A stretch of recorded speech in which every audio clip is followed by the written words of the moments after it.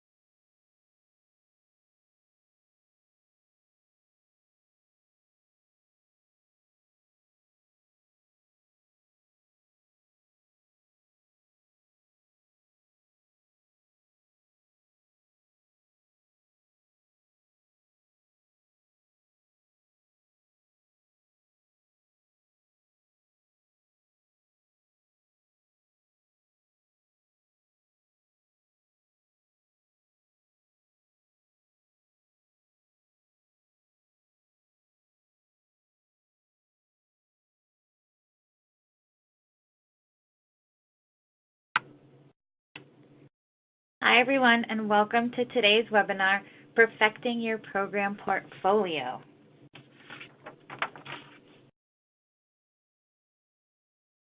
My name is Megan Hickey, and I am a Quality Improvement Partnership Specialist with the Accreditation of Early Learning Programs Department at NAEYC. I'd like to start by thanking all of the participants who have joined us for this webinar. We know you are very busy, and we deeply appreciate that you are spending time with us live on this call or viewing this recording to learn more about accreditation. Before we get started, we just want to review a few housekeeping items. If you have questions you want to ask during the call, please write them in the question box on the lower left side of your screen. We will answer as many questions as possible at the end of the webinar, and we will follow up via email for those that were unanswered. Some people using a telephone line may experience a slight delay. You will have the best experience using the sound on your computer.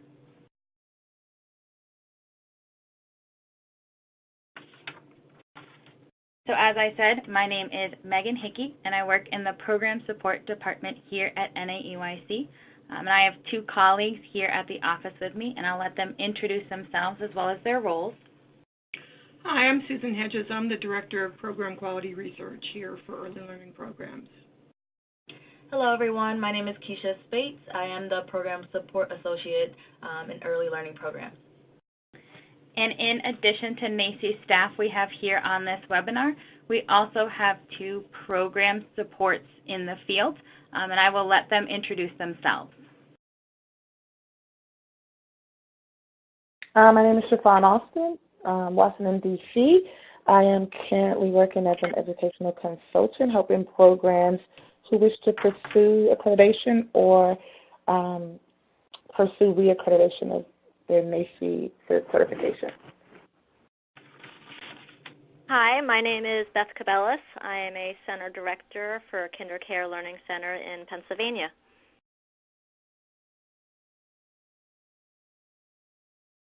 And on this webinar, our learning objectives are to examine the importance and benefits of creating a program portfolio, talk about how programs develop a plan for creating and perfecting a program portfolio, and review tips for preparing for your site visit for the program portfolio.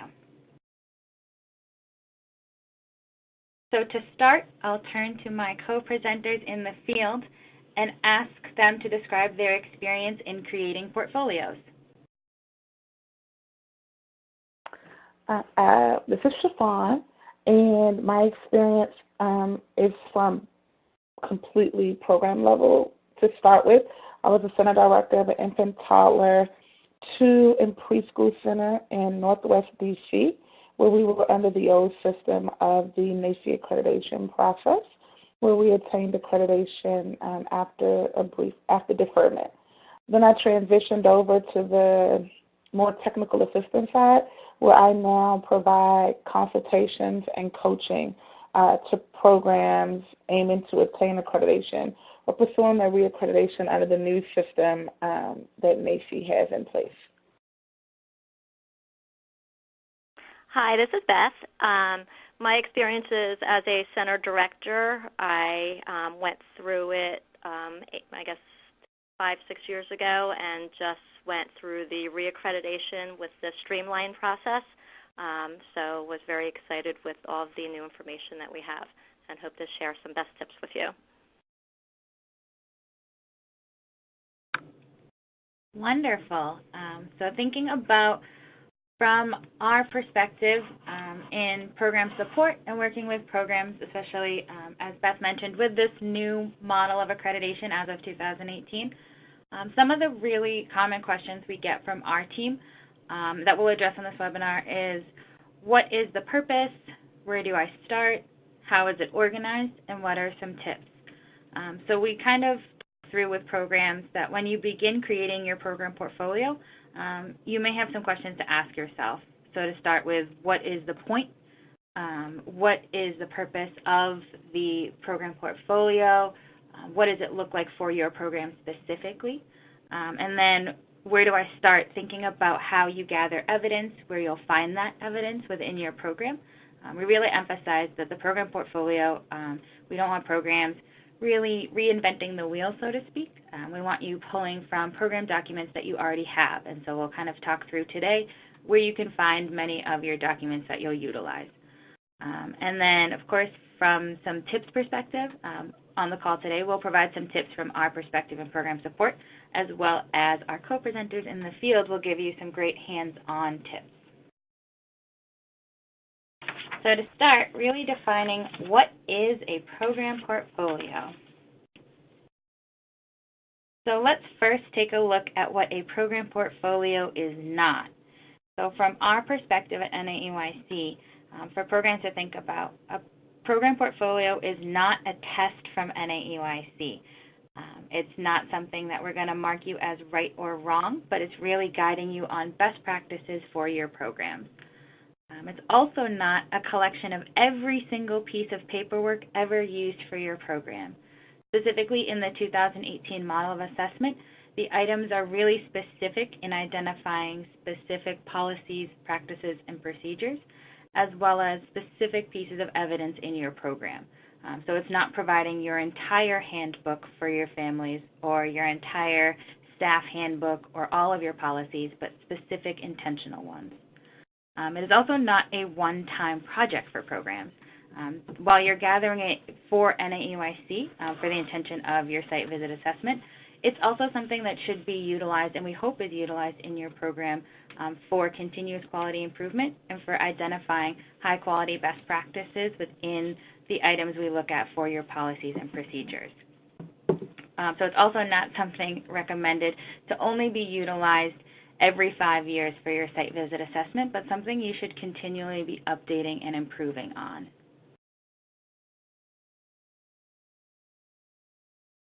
So what a program portfolio is it's really a reflective process and a way to demonstrate your best practices in your program consistently. So a program portfolio provides a systematic way of documenting policies, procedures, and practices that reflect how programs meet assessment items. So because NAEYC is a programmatic accreditation system, programs will utilize the class portfolios to showcase their high-quality best practices in their individual classrooms, but the program portfolio really emphasizes across your program what supports and systems you have in place.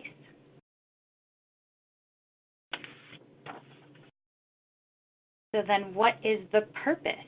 So now I'll turn to our field members, our coach and director on the phone, to talk about why they've created portfolios outside of just for that site visit. This is Chiffon, and I like to think about the portfolios as a central tool when I'm discussing with programs, and even when I work with my own program. I'd like to mention how it was an overall kind of a common solution for an overall outcome of high quality care, which is what we ultimately want to be providing for the families and children that we serve. It's like a chef and children, right? It's an authentic look, a picture of your specific program, which will aid you to better plan your program to build on your strengths, and it will also offer supports and enable you to make improvements where needed, which is also a benefit of creating the program portfolio, is that you're looking at all of the areas that you are strong in, as well as doing a self-assessment of the areas where you may need improvements or you may need to make changes based on a lack of resources or documentation. I agree. This is Beth. I agree with what Chiffon said. I think as a center director, creating the portfolio really allowed to see where our strengths are and where our growth opportunities are, and really allowed us to focus in on those areas that we wanted to build on to make this that high-quality center. So it's more than just gathering the evidence and sticking it in the binder, but really taking a look at each area and focusing on your growth opportunities.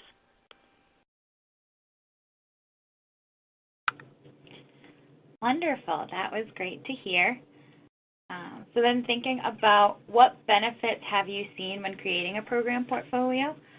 So from the NAEYC perspective, the program portfolio we define as a source of evidence as a collection of written and photographic evidence that shows how your program meets specific accreditation assessment items, and it will include evidence from your policies and practices that apply to the entire program. Now, while that's our technical definition, I'll again turn to my co-presenters and ask, what have you seen as the benefits of creating the program portfolio? It's really interesting when you start out, and I'm thinking about it as a director, but also from the technical assistance point where I'm from now. When we start out and we start going through some of the descriptions of the standards, most directors or administrators are like, oh, we got that. Oh, yeah, we have that. And then as they start to look closer and more closely at the descriptions and what's really being asked of them, they realize that they may only have a small piece and need to, I want to say not embellish, but to broaden it out, right? So it's really good to look because you kind of get an idea of what you already have, what you don't have, and what you may need to change because times have changed, or your program demographic has changed, or what they're asking for has changed. Again, the system is more streamlined now, so it's looking for more descriptions, more evidence to show that you're really putting your money where your mouth is, really, to make sure that we're providing the best care that we can to our families and children. As a director, I kind of thought of this as, we know what a good teacher looks like and what a great teacher looks like.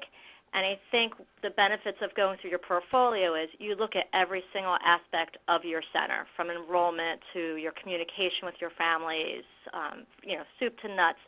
So it really allows you to go from maybe that good center to that great center of really meeting your family's needs in every single way. And I think if we kind of think of it as that good teacher to the great teacher, which we want in every one of our classrooms, that is really the benefit of the portfolio, to really dive deep and be honest with yourself and really look at all aspects of your center. Hi, this is Susan Hedges here. In addition to my role here at the central office, I am a field assessor, and so I've seen a lot of portfolios, especially as we've launched this new system. And I want to echo what Chiffon said, that what we see sometimes is people, they read our assessment items, they read our best practices behind the assessment items, and they do find that they have material that addresses those practices.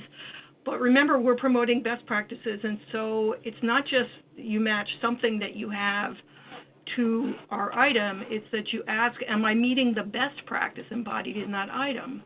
When it comes to policies and procedures, as you create a portfolio, this is a quality improvement exercise. It's mostly driven by your own self-reflection, and I hope that you're able to have conversations with peers as you go along too, but basically be prepared to develop additional policies and practices. It's very unlikely that you would go through this process and not understand that you have some somewhat incomplete policies, things that, as Siobhan said, you have to build them out a little more and elaborate them a little more and then embody them in procedures. Great. So then thinking through the question, where do I start? So again, for programs, many times the questions we hear from program support are really, the class portfolios are a lot of lesson plans, a lot of curriculums, a lot of classroom evidence, but programs then become overwhelmed when creating the program portfolio and thinking about where to start. So when you first begin, it can feel overwhelming. So thinking about that self-study process. So self-study is actually the first step of our 4-step process when you initially engage in accreditation. But we really like to emphasize for programs that self-study should be not just at that first step of the process, but an ongoing process for continuous quality improvement for your programs. So then once you're going through that self-study process, it's really important to determine which type of portfolio to use. So whether hard copy or digital, thinking through what's best for your program and your style. And then gathering evidence and thinking through where you'll find that evidence and making sure that it's meeting all of the points of the assessment items. Especially in the 2018 model of assessment, the assessment items are very specific and intentional in what we're looking for within the policies and procedures you're providing. So make sure you're meeting all parts of the evidence. And then make changes and revisions as you go along. So make sure you're meeting all parts and that you're self-assessing your evidence. So when we talk about that self-study process, for those of you that have been through accreditation before, you received the self-study kit, formerly in booklets, now in PDF form, that really went through the self-study process. And so we encourage programs, and we have a number of resources currently on our website that help guide programs through this process. But as I said, this is a benefit not just to building your program portfolio, but continually improving your program portfolio. So the purpose of self-study is to encourage programs to engage in a structured approach to program improvement that considers all of the necessary components of a high-quality program. Pursuing NAEYC accreditation or maintaining accreditation and engaging in self-study demonstrates a commitment to best practice and continuous quality improvement, including ongoing reflection on classroom and program practices. To make the most of the self-study, we do recommend these 6 tasks for programs. Programs that complete these tasks will be better prepared for the formal self-assessment of program quality and through the accreditation process, and overall for the quality of your program. It's important to note that although NAEYC provides programs with these guidelines, there's no requirements for self-study. Programs aren't required to submit their self-study findings to NAEYC, and really programs are encouraged to utilize this process as often as they need to. So that first part with building a shared understanding, I like to refer to it as understanding and defining and translating NAEYC into your own program. So how we define or understand assessment items may not be what the understanding is in your program. So making sure that utilizing all of our resources, including our glossary, that's a big help for defining NAEYC. That'll help you understand fully what the assessment items are asking for. Then start to gather your evidence. So bring all of your handbooks, all of your policies, all of your procedures into one space, and really start to identify your best sources of evidence. Then using our tools, identify your strengths and weaknesses and make improvement planning.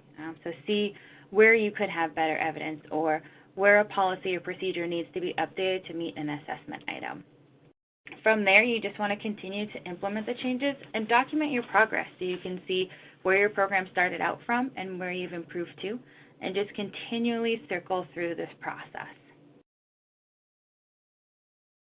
So when talking about identifying strengths and weaknesses and making improvement planning, the best resource that programs can use, that we encourage programs all the time, is the program portfolio tool for specifically assessing your program portfolio.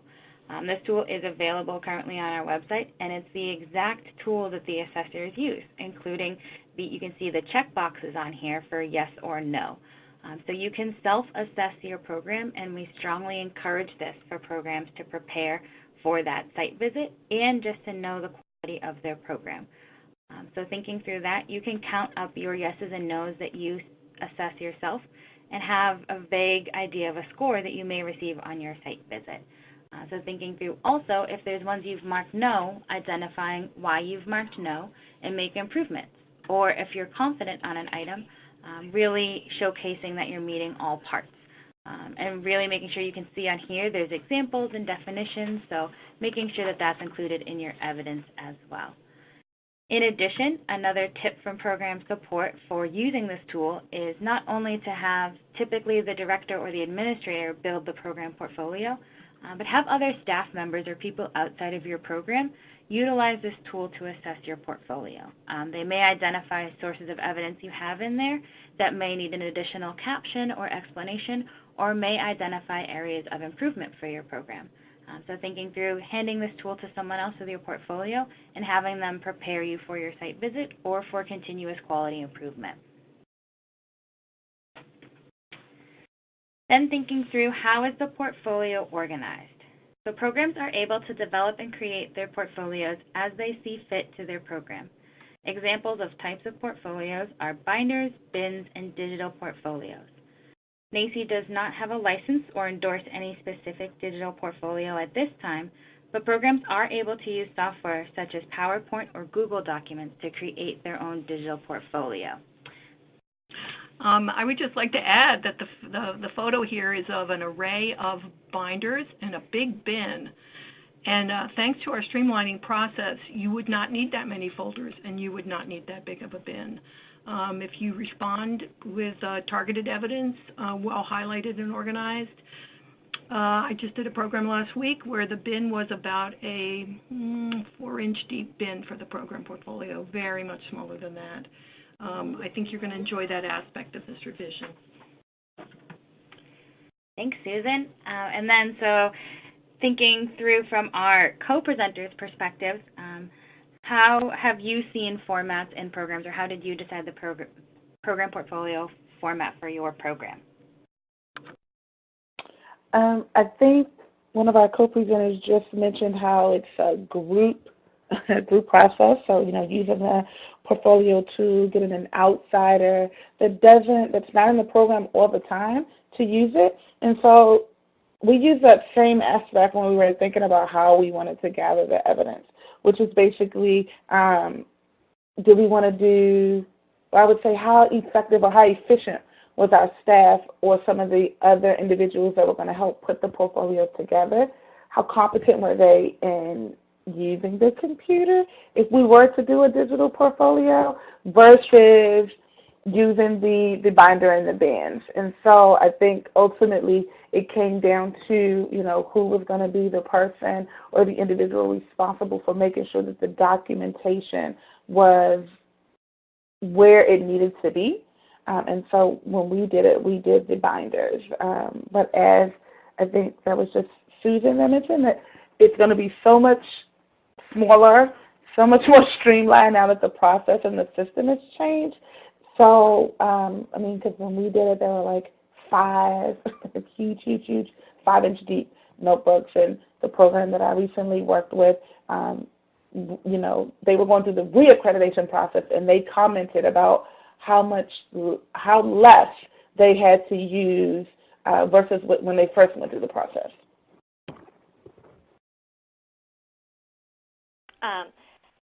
Hi, this is Beth, and like Susan and Chiffon just said, when I went through accreditation the first time, I had that giant bin, and it was not very user-friendly to make it a working document and continue to stay up on it through the years. Going through reaccreditation this time, we have a nice small binder, and it's really nice that every member of my team has access to it. We're all able to work together with it, get different perspectives on the evidence that we have in it. I think it's probably a lot nicer for the assessors too, but definitely the binder has worked for our center just a little bit more user-friendly.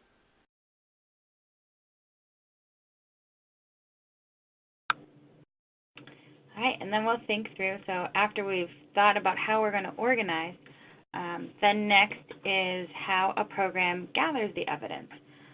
So from the NAEYC perspective, we really think of programs gathering parent handbooks, staff manuals, licensing regulations, curriculum and child assessment documents, and forms, handouts, notices, pretty much the contents of your administrative file cabinet.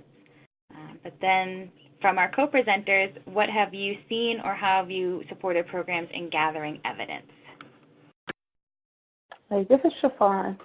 So in another life, I also work with the DC Capital Quality Rating Improvement System.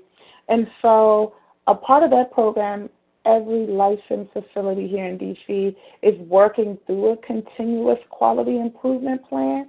So a lot of the standards that NAEYC is looking for and asking the programs to really self-assess themselves on is already embedded in their CQI plan. So a lot of times when I'm working with the 14 centers and homes that I work with currently, I tell them if they are accredited, and even if they aren't accredited and just thinking about pursuing accreditation, that their quality improvement plan is a good place to start. Only because they're not reinventing the wheel when it comes to some of the NAEYC standards, and the NAEYC standards were kind of used to create the CQI plan in addition to the program administration scale, the business administration scale. So that's another way that I have programs think about gathering evidence in addition to their the regulations, their handbooks, their policies, procedures, handouts that they share with their families. I also utilize my teachers, and I think it was a really good support kind of going side by side with them as they're creating their classroom portfolios. A lot of things do go side by side when you're going through the standards. So kind of supporting the staff as they're going through their classroom portfolios, it allowed us to see how it affects not only the classroom but your program as a whole too. So I really talked a lot with my teachers about it and got evidence from them, and was able in return to be able to support them with their growth and development too. And like Chiffon mentioned, it's in the handbook and the staff manuals, all the policy type things are right there. But really, directors do so much in a day and your teachers do so much. Sometimes it's just finding it, really understanding the question and gathering that evidence, whether it's emails to your families or just a conversation that you have with a parent, and documenting them to show that evidence. Hi, Susan here. I would just like to add that I think that what's just been said is to really think of yourself.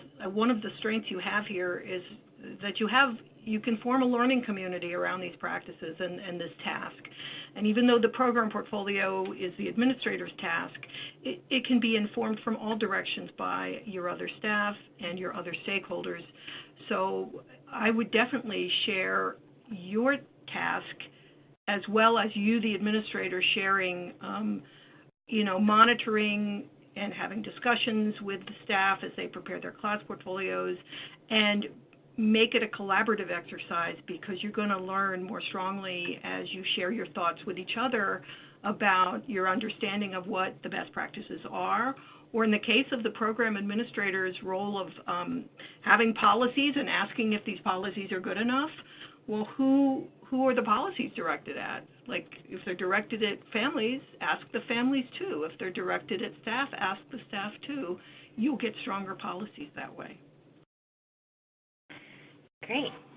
So then when you're thinking about gathering your evidence, we had great perspective on how to gather, and then kind of tagging in with that, where will you find the evidence?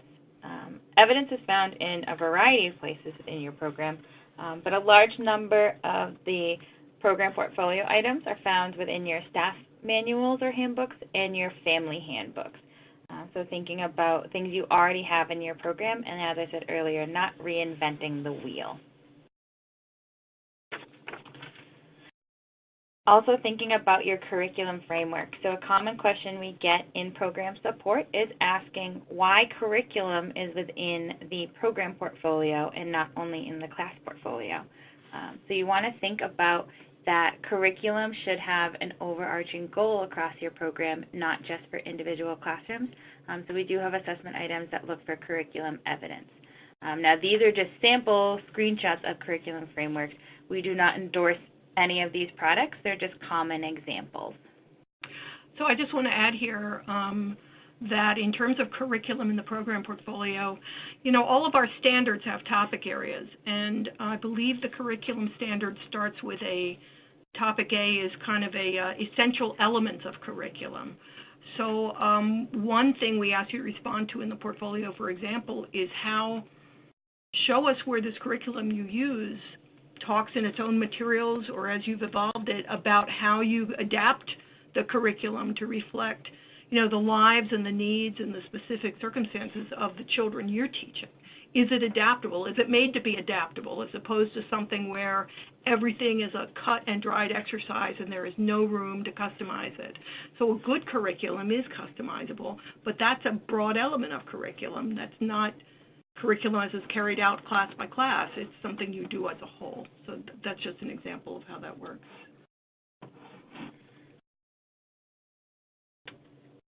And then thinking to making your changes when needing. So thinking about as you self-assess your evidence and you're making improvements, after you've gathered that evidence, determining if it meets what the assessment item is fully asking for. You want to identify your policies and practices that need improvement prior to that site visit. So looking at each piece of evidence and determining what type of change is necessary. And in some cases, you may need new evidence, especially for programs as you're renewing. If you've come through our established model, you'll want to make sure that your policies are still meeting for the 2018 model of assessment. And you want to improve your policies and procedures whenever you can. If you can't meet the assessment item at this time, have plans in place to improve your program practices. A common question that we receive in program support is about benefits that you provide to staff.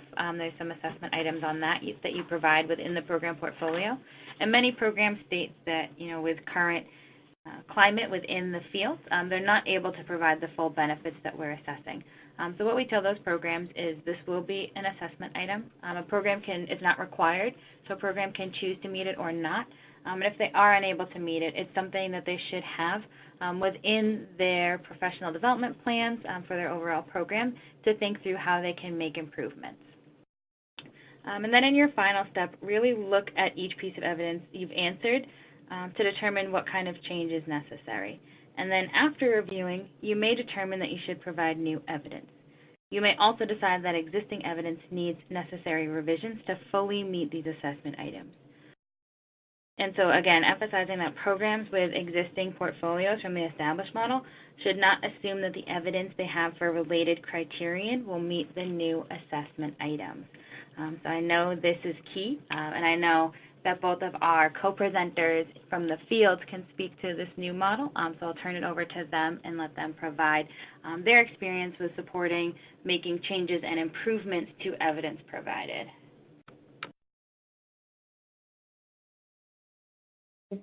Yes, I mean, I think that's the biggest key when working with programs. You know, I tell them to not kind of throw the baby away with the bathwater, but to kind of put it to the side and look at the standards and the criteria from a new viewpoint, and then circle back to their binders or the materials and resources and documents that they used previously. Because when they look at it with a new eye, it is different. And like it was mentioned earlier, that it can be overwhelming and it can be a lot to take in.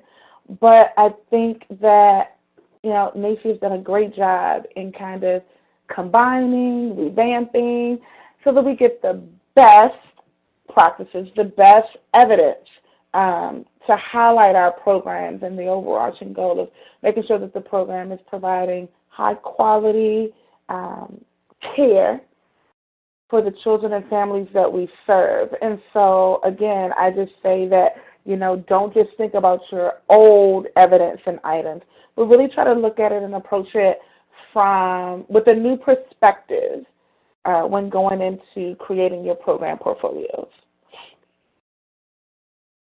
I think Chiffon really kind of hit that one on the nose there. I believe that going through a NAEYC process and living and breathing it every day, we're in a field that we have to continue to grow and learn. There's just new research out there every single day. So NAEYC is constantly keeping up with that. And if we continue to grow and look at the new standards and the emerging practices that are not emerging anymore that we need to meet, it's for the right reasons for our children, for our families. So I think just making sure that if you're not meeting something, how are you going to meet it to make sure that we do have that high-quality care for our children.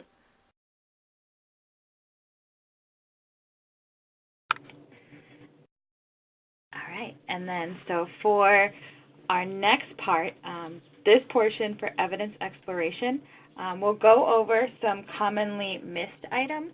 We have 4 of them identified, and we'll kind of provide an explanation from NAEYC's perspective of what these items are getting at, what's the intent, and what types of evidence we're typically looking for, or where programs may have misconceptions about it.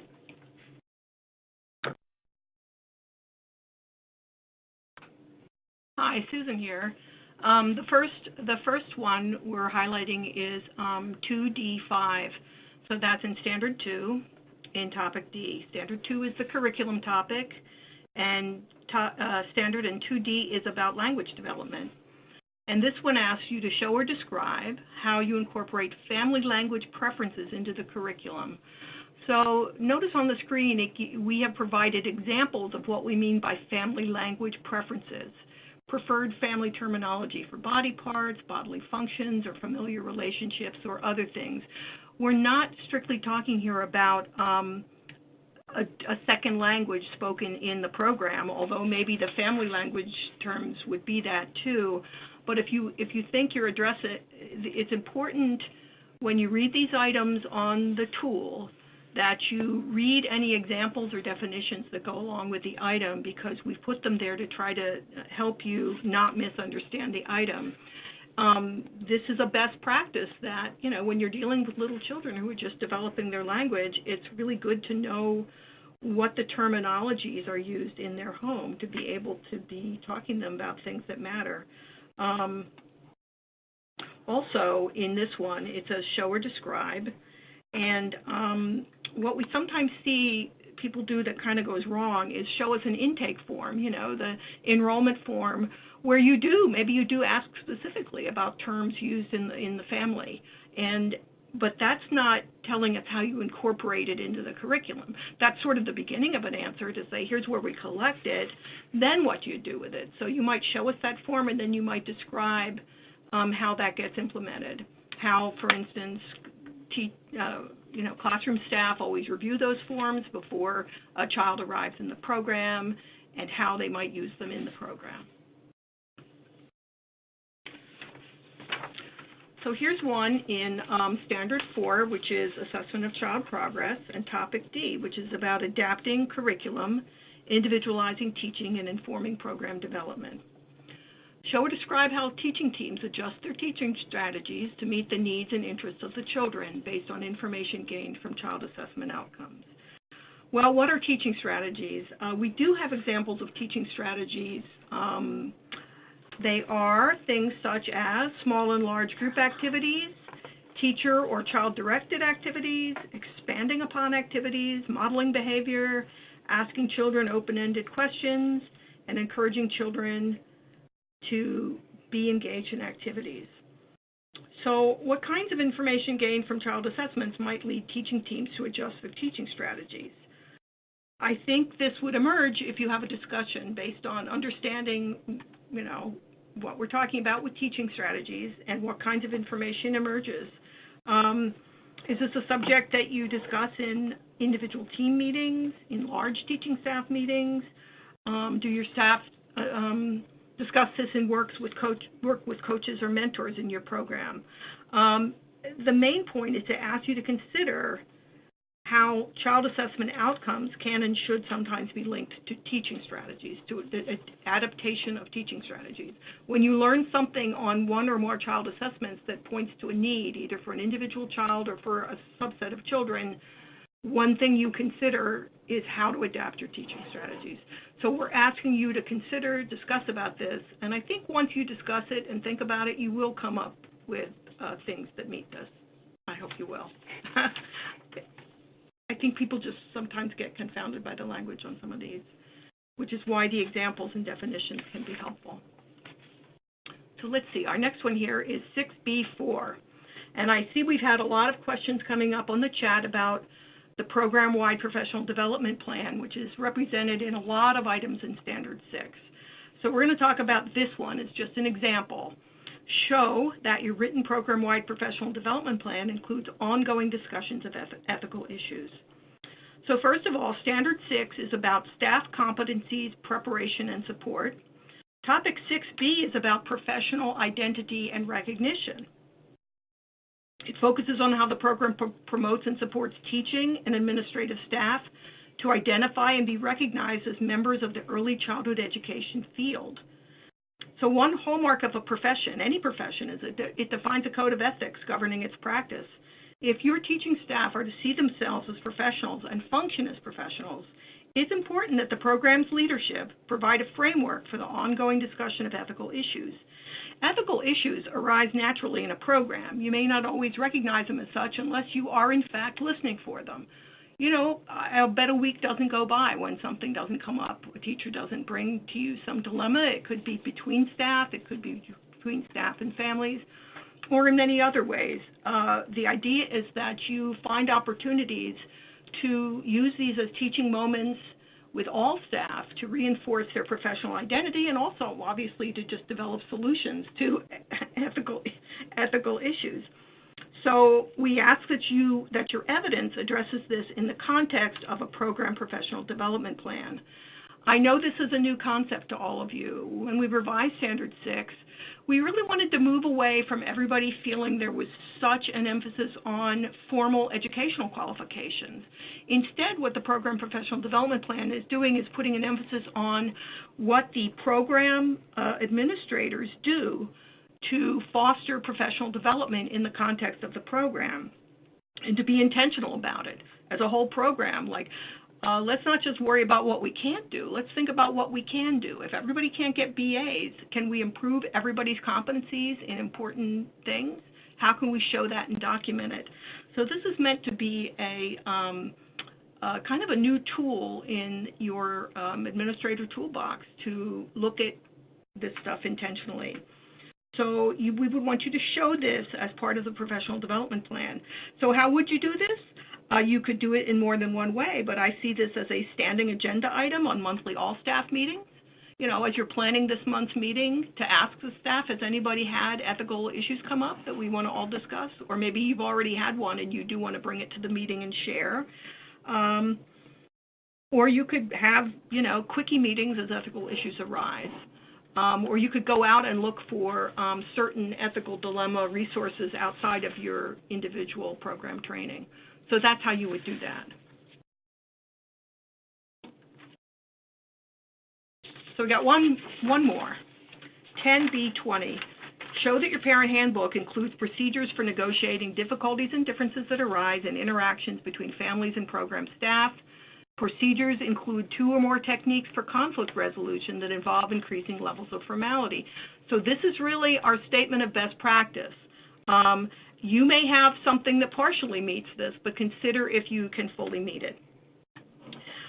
Sometimes we see that programs don't like to have this in their parent handbook because they don't want to acknowledge that sometimes the family and the program are going to disagree about the care or the education of the child or other aspects of program operation, but you know that disagreements do arise. So you really have to have procedures.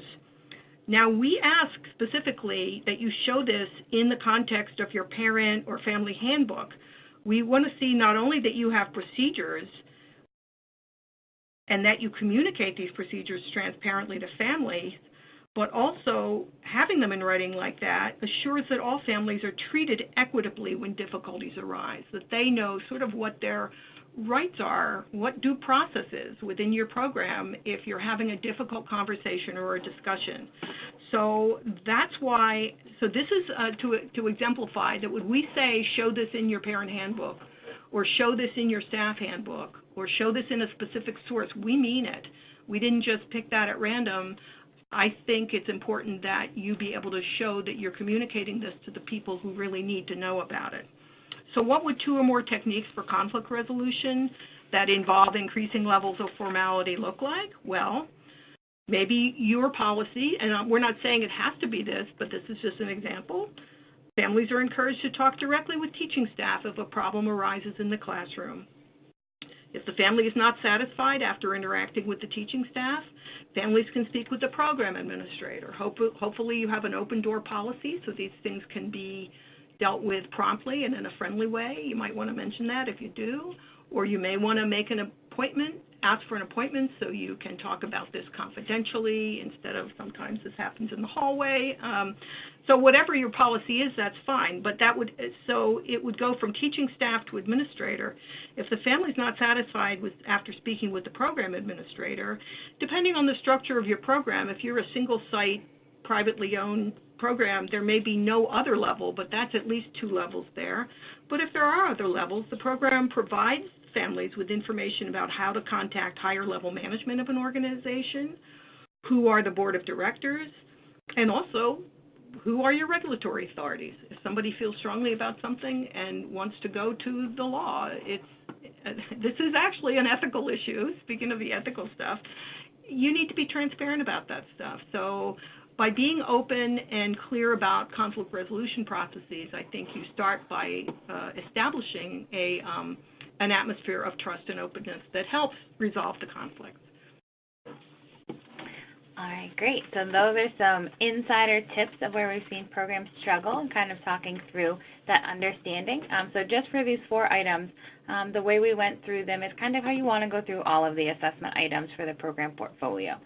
So really that shared understanding of the full intent of the item, of what NAEYC is asking for, and making sure that you have plans in place or that you have evidence to meet the full intent of the assessment item. So now I will turn to my co-presenters for some final tips tying it all together of overall how programs can work on perfecting their program portfolio. This is Chiffon speaking. I think overall, the message has been that collaboration is key. And they see accreditation it's a commitment. It's an investment in your program and your teaching staff and the families and the children that you serve. And so in order to get through this process and come out on the other side with a accreditation certification, is that you commit to investing in your program, investing in your children, your classrooms, and that's not just the monetary investment, but the investment in improving your instructional practices, maybe, reconsidering some of your policies and procedures to better meet the needs of your families, your children, your stakeholders, and also to strengthen your program. This is a self-assessment process that is uncomfortable at times, but it's also well worth it. The benefits far outweigh the uncomfortableness and the tears and the long hours and the joys that you'll get while you're going through this process. Because our ultimate goal, as we've said overall, is to make sure that all our programs are providing the best care that they can provide to our young children. Hi. I think for me and to continue to grow through the NAEYC process is you have to have a plan and you have to collaborate together. And in director world and in our center world, we get very, very busy. So I found that just having a calendar and marking down these 2 weeks we're going to work on Standard 1, and we're going to do it together as a team. So not only was I working on the program portfolio for Standard 1, my teachers were working on that. And we knew that those 2 weeks we were going to focus on this and see what are our growth opportunities, what do we need to focus on, how can we learn from each other and really support one another. And when we broke it down like that, standard by standard, we had it on the calendar, we did observations, we did everything together, it really helped everyone to truly grow and learn from this process and not just be overwhelmed and not just stick papers in the book and say and check it off our list that we met that standard, but really understanding the why behind everything so that we've really got the most out of this to do what is best for our children and our families every day. So I think just having a plan, get it on the calendar, and really make sure everyone aware it. Have it in your staff room. This is what we're doing this week. This is what we're going to focus on and really work together as a team. And it's amazing to see the growth of the center and your people. It's wonderful to watch. So enjoy the process. It's a little scary sometimes, but it is a great process, and it really does make your team stronger, and the families will be much happier. Well said from both of our members of the field on this webinar. So just some final tips from our perspective at NAEYC headquarters. First and foremost, a really great tip is if you do put in a photo, adding a caption when necessary to describe your photos and how they specifically relate to the item. So many times we see that programs provide photos or pieces of evidence, but don't tie it for the assessor on how it relates to the assessment item or how it's proving the assessment item. Because in your program you have a bias, you're understanding what's happening with that piece of evidence, but make sure it's clear to someone outside of your program why you're providing that evidence. Another tip from our perspective is providing quality over quantity. Assessors really want you to focus in on that portfolio to have your best evidence there. Within the assessor protocol, they have a specific amount of time to assess both the class and program portfolios. So you don't want to put in too much evidence. Typically we see programs put in extra evidence to make sure they meet, but especially with these new assessment items, they're very clear and direct on what we're asking for. So making sure you're meeting all parts of the item with your best evidence rather than throwing in extra evidence to ensure that a program meets. And then if you do use an electronic portfolio, you do want to make sure that you have a backup just in case your system goes down on the day of the visit, because of course that will be the day that your internet goes out or your computers don't work. So just make sure you have a backup copy if you do choose to use a digital portfolio. Can I say something about that? Yes. If you use a digital, actually this applies to any medium you use. If you use a digital portfolio, have somebody who's not you try it out with a rating tool in front of them as an exercise in how accessible the thing it is. Sometimes you could have organized things but haven't realized that somebody has to click through multiple levels of files to get to the evidence, and it winds up being kind of difficult to navigate. It's just something to consider, and you don't necessarily notice it when you're making it, but then you notice it when it can be very difficult for the assessors to navigate. When you have binders, if you overpack your binders, I know this sounds like a simple thing, but it can get hard to literally turn the pages in a binder if you've tried to stuff too much stuff in it, or if you have inserted multiple document pages into a single clear plastic sleeve. You have to picture the assessor needing to take all that out, look at it, and put it all back, page after page after page. It really slows the process down. So again, if you maybe have somebody try it out and say, wow, this was hard for this reason, or maybe you could have another solution to that. So that's just sort of a very nuts and bolts kind of thing that's related. The assessor doesn't want to be slowed down by these kinds of things. We want to be able to look at all your evidence and give you credit for everything we can find there. And it's kind of a shame if these things get in the way of us being able to do the assessment. All right, so jumping through for some next steps, thinking about how we can best support you. So while we have this posed as a question for additional support, this is to emphasize at this time that this is really where the program support team is moving towards. So not just having handouts that we've had in the past, but expanding beyond that as well. So using videos, conducting more of these webinars, and building out online modules for programs to engage with.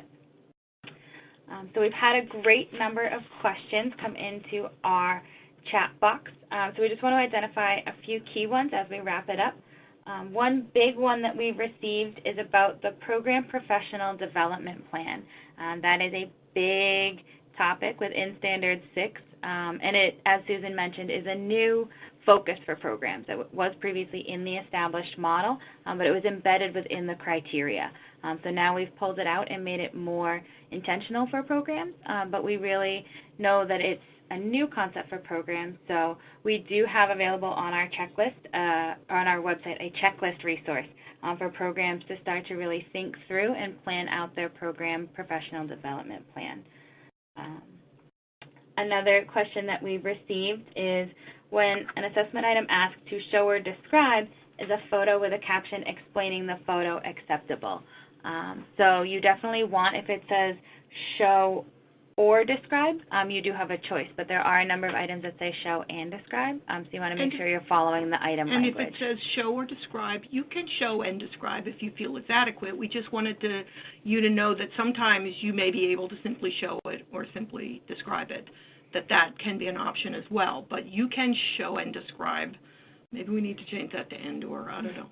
But if it says simply show, we're really most interested in you showing. Like, you can't just describe if it says show. If it says show, you need to show. You may want to add a little side note, but we need to see the evidence. And then one last common question we received was, should evidence be dated, and does NAEYC look at recent evidence? So there are specific assessment items, such as ones with your business and finance policies, that look for a specific date. But unless specifically stated, we don't need it within the last day, week, month, year.